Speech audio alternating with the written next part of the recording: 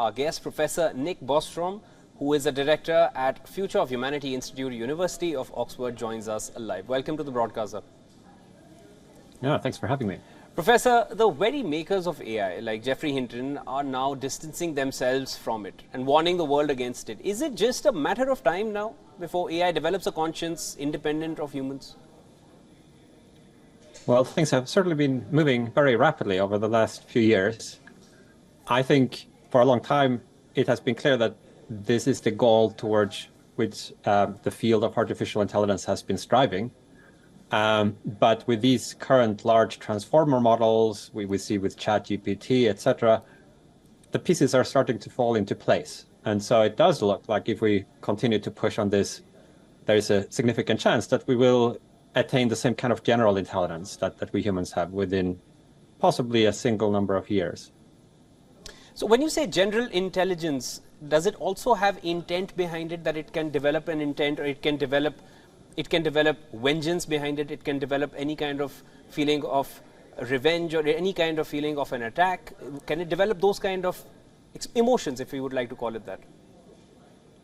Well, I think that's not necessary in order for it to be a potential danger.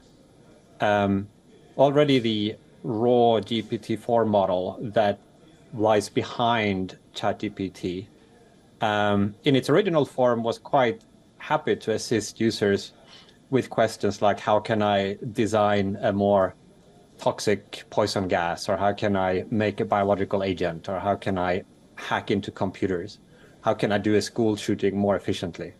So these capabilities lie latent in the model, and OpenAI and Microsoft have tried their best to align them so that the current version that facing the consumer refuses those kinds of questions. But sometimes people get around those, and there is a question of the next generation models that will be even more powerful and even more able to assist with such requests. So that's like one category of danger that certainly doesn't require the AI itself to have any goals.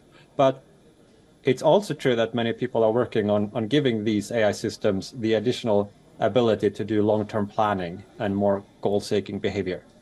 And in those situations, it's also possible that these AIs themselves might be dangerous if they are pursuing goals that are at odds with human values and human interests. Professor, dependence on AI has been increasing. Are there methods to curb it at this stage itself? Like you spoke about, it can make long-term plans and those kind of searches that people are doing, which is going to compel ChatGPT to give those kind of results. Is there anything that can be done at this stage to stop it right here, or is it inevitable? Well, I think the path to really great futures for humanity, I think at some point leads through this portal of machine superintelligence. So I don't think we should try to stop it indefinitely. I think we will have to make this transition. However, we should be really careful when we do this, and it might be helpful for leading developers to have the option when they get to the point where they have maybe human level AI and then have some idea of how to make it super intelligent, rather than just cranking up all the knobs to the max immediately and going full throttle. It might be very important at that stage to be able to take it a little bit slow, to pause for maybe a few months or a year or so to really make sure that all the safety mechanisms are implemented as best we can.